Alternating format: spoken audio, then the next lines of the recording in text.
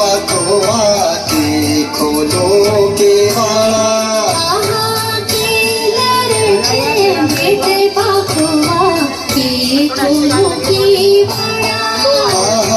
फूला पाती भेटाल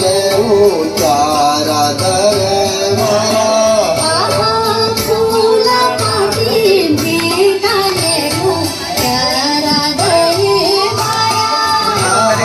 खोली दे माता खोला भवानी धार माथे वाला खोली दे माता खोला भवानी धार माथे वाला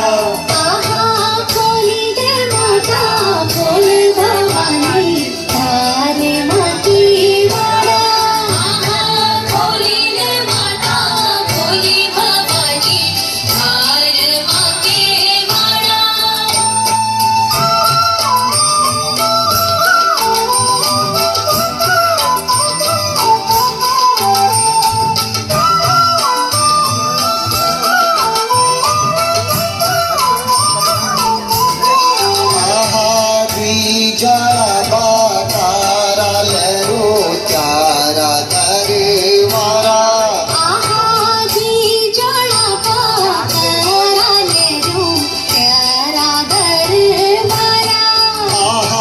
धौली गंगा भागीरथी का के भला